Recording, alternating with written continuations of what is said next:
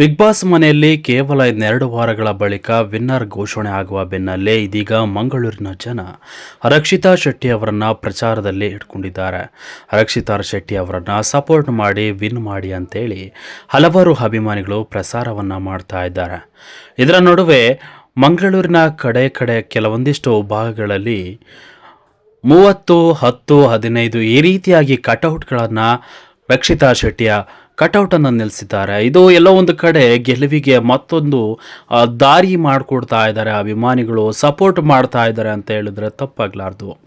ರಕ್ಷಿತಾ ಶೆಟ್ಟಿಯನ್ನು ಎಲ್ಲರೂ ಕೂಡ ಸಪೋರ್ಟ್ ಮಾಡುವುದಾಗಿ ಸೋಷಿಯಲ್ ಮೀಡಿಯಾ ಆಗಿರ್ಬೋದು, ಹಲವು ಕಡೆ ಅವರ ವಿಡಿಯೋಗಳನ್ನು ಅಪ್ಲೋಡ್ ಮಾಡಲಾಗ್ಬೋದು, ಹಾಗೆ ಸಪೋರ್ಟ್ ಮಾಡಿ ಅಂತ ವೋಟ್ ಮಾಡಲಿ ಅಂತ ಎಲ್ಲ ಕಡೆ ಕೂಡ ಪ್ರಚಾರದ ಒಂದು ಬೆಂಬಲವನ್ನು ನೀಡ್ತಾ ಇದ್ದಾರೆ ಆ ಭಾಗದ ಜನ. ಸದ್ಯ ಮಂಗಳೂರಿನಲ್ಲಿ ಬೆಳೆದಂತಹ ಈ ಒಂದು ತುಳುನಾಡ ಒಂದು ಬೆಡಗಿ ಇವತ್ತು ಮಂಗಳೂರಿನ ಎಲ್ಲ ಒಂದು ಸೋಷಿಯಲ್ ಮೀಡಿಯಾಗಳಲ್ಲೂ ಕೂಡ ಭಾಳ ಹರಿದಾಡ್ತಿರುವಂತಹ ವಿಡಿಯೋ ರಕ್ಷಿತಾ ಶೆಟ್ಟಿ ಅವರದ್ದೇ.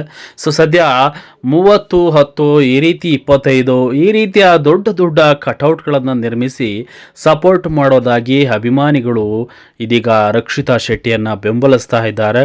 ಸೊ ಬಿಗ್ ಬಾಸ್ ಮನೆಯೊಳಗೆ ನೋಡ್ಬೋದು ವೀಕ್ಷಕರೇ, ರಕ್ಷಿತಾ ಶೆಟ್ಟಿ ಎಷ್ಟು ಪ್ರಬಲಶಾಲಿ ಬಿಗ್ ಬಾಸ್ ಸ್ಪರ್ಧಿಗಳು ಕೂಡ ರಕ್ಷಿತಾ ಅವ್ರನ್ನ ನೋಡಿದರೆ ಮಾತಿನಲ್ಲಿ ಕನ್ನಡ ಸ್ಪಷ್ಟವಾಗಿ ಬರೆದಿದ್ರು ಕೂಡ ಮಾತಿನ ಮಲ್ಲೆ ಅಂತ ಹೇಳಿದರೆ ತಪ್ಪಾಗಲಾರ್ದು. ಅಷ್ಟು ಸಖತ್ತಾಗಿ ಮಾತನಾಡ್ತಾರೆ, ತಿರುಗೇಟನ್ನು ಕೊಡ್ತಾರೆ.